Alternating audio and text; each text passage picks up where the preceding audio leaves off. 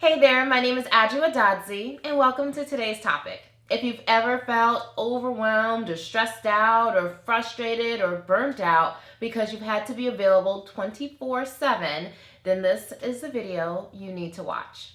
Many women have been conditioned to believe that to be available is to be kind, and to be available means being there 24/7.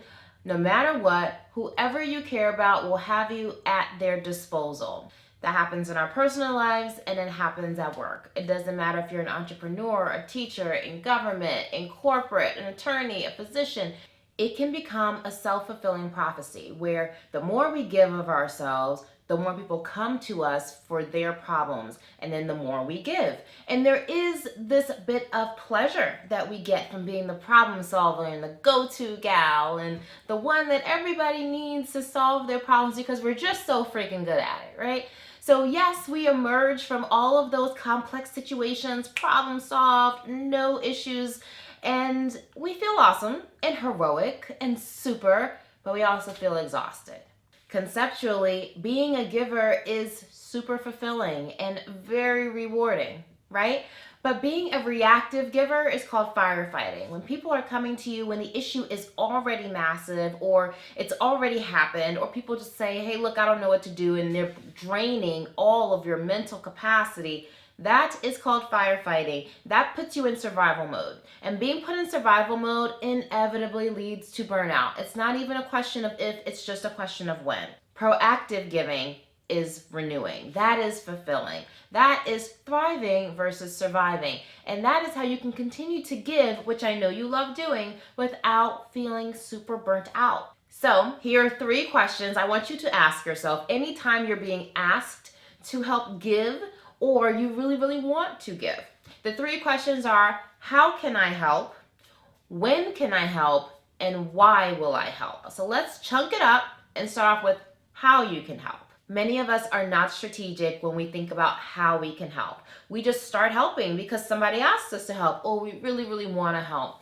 But you can be strategic in your helpfulness by tapping into your strengths or your natural interests.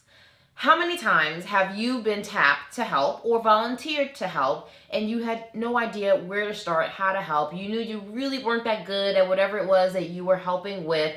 That in and of itself is super stressful. So if you tap into your natural strengths and your natural interests, you're much more likely to diminish the stress that you're going to feel and have a much more favorable outcome in the end. Now, let's transition to when you help. I'm not talking about days of the weeks and times of the day. I mean, start thinking more like an ER doctor. When someone comes in, they don't just start operating on the person. They have to truly assess the situation, assess what's happening, any medications, who's already touched the patient. Do the same thing when people are approaching you to help, or if you're contemplating volunteering to help. Assess the situation. How urgent is it? Who else is involved? Are they the right people to be involved? Is there someone else whose skill set is way better for the situation? Then and only then can you determine how exactly you help or even if you should help. This last one is really important, so if you haven't been taking notes so far, please make sure you take notes on this one. Why you help. If you're helping because you want to show everyone how amazing you are, not so effective. If you're helping because you want to use your strength to help the broader good, super effective. That's really the only reason why you should be stepping in to help. There's plenty of other opportunities for you to showcase all of your strengths and tell the world how amazing you are and how to brag without being really obnoxious in the process. But when people are in crisis mode or there's a problem to solve, no one wants to have you help purely from a selfish place. That's very manipulative. It never goes over well, and people inevitably see through it no matter how clever you are in terms of covering it up. So truly come to the table with a spirit of helping with a positive intent, using your strength to help the broader good. Then and only then will your help actually be helpful. All right, so if you've enjoyed this video, you know what to do.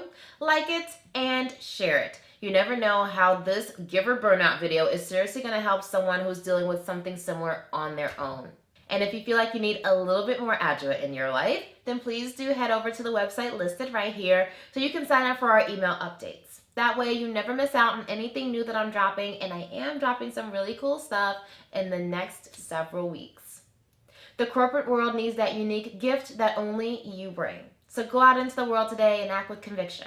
Be courageous and live joyfully every single day. Thank you so much for stopping by, and I can't wait to see you again at the very next episode.